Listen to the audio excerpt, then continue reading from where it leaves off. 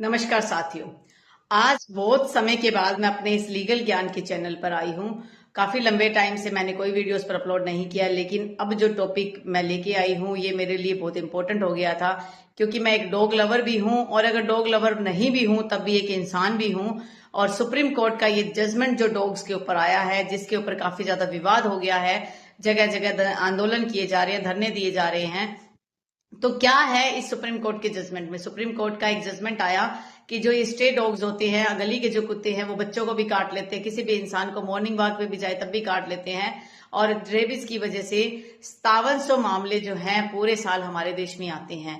तो क्या इस सिचुएशन को हमें ऐसे ही पड़े रहना चाहिए? तो सुप्रीम कोर्ट ने इस पर एक्शन लिया और एक जजमेंट दिया कि जो भी स्ट्रे डॉग्स हैं, अब ये जो जजमेंट आई है दिल्ली के रेफरेंस में आया, दिल्ली एनसीआर के रेफरेंस में आया है कि जो भी स्ट्रीट डॉग्स हैं उनको आप 8 हफ्ते के अंदर अंदर शेल्टर होम्स में शिफ्ट कर दोगे।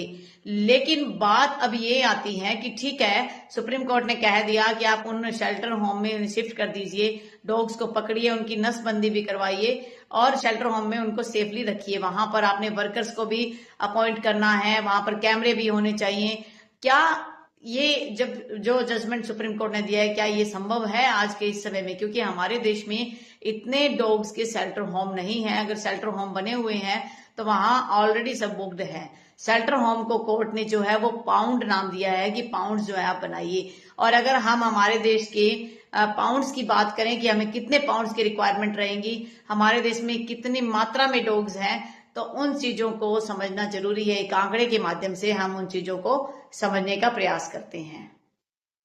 अगर दिल्ली के कुल स्ट्रीट डॉग्स की हम बात करें तो तकरीबन 10 लाख डॉग्स बताए जा रहे हैं। कुछ रिपोर्ट में 3 लाख भी है, कुछ में 5 है, लेकिन एक रिपोर्ट में 10 लाख तक का भी जिक्र है कि 10 लाख डॉग हो सकते हैं। ये तो सिर्फ बात हो रही है दिल्ली के डॉग्स की। अगर हम भारत के स्ट्रीट डॉग्स की बात करें तो 5.25 करोड़ स्ट्रीट डॉग्स हैं। अब 5.25 स्ट्रीट डॉग्स जब हैं, स्ट्रे डॉग्स हैं, तो उनकी देख रेख पर कितना खर्चा लग जाएगा? क्या उतने खर्चे का भुगतान करने की कैपेसिटी हमारे पास मौजूदा समय में है? सुप्रीम कोर्ट ने कहा कि इन स्ट्रे डॉग्स को आप शेल्टर होम्स में डालिए, जिनको शेल्टर होम को कोर्ट ने पाउंड वर्ड यूज़ किया है, तो पाउंड्स में डालिए।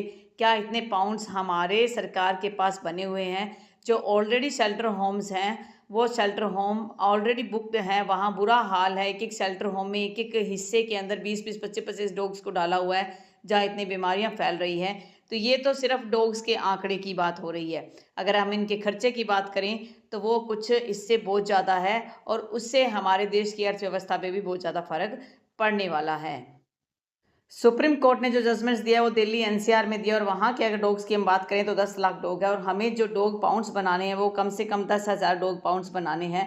और 10,000 डॉग पाउंड्स बनाने के लिए 50,000 करोड़ का खर्चा जो आएगा और उसको बनाने में भी कम से कम 2 साल का टाइम लग जाएगा।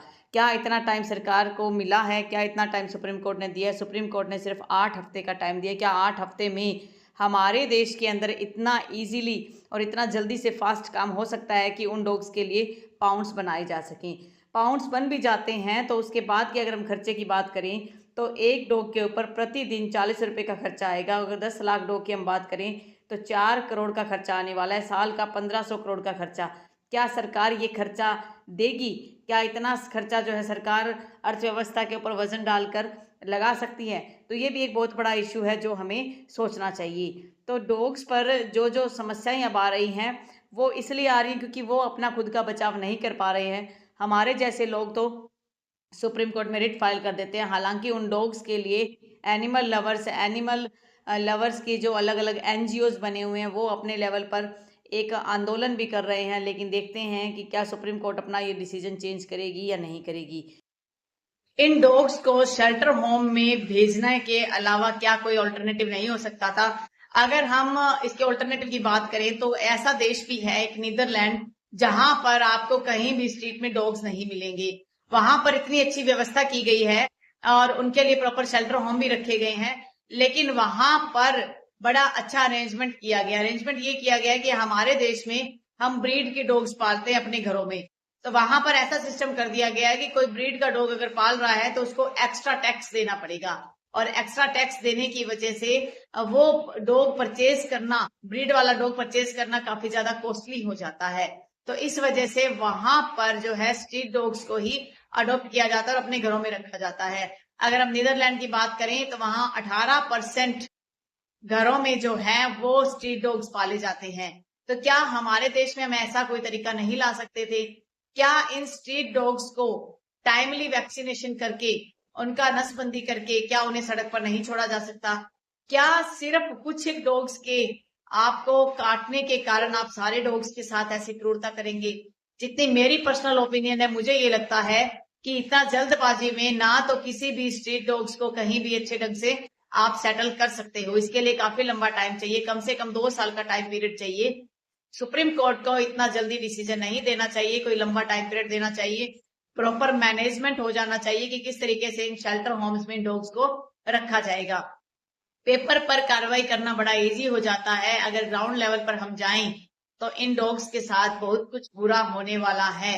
और ये जो है इन डॉग्स के साथ बुरा नहीं हो रहा, ये हमारी ह्यूमैनिटी खत्म हो रही है।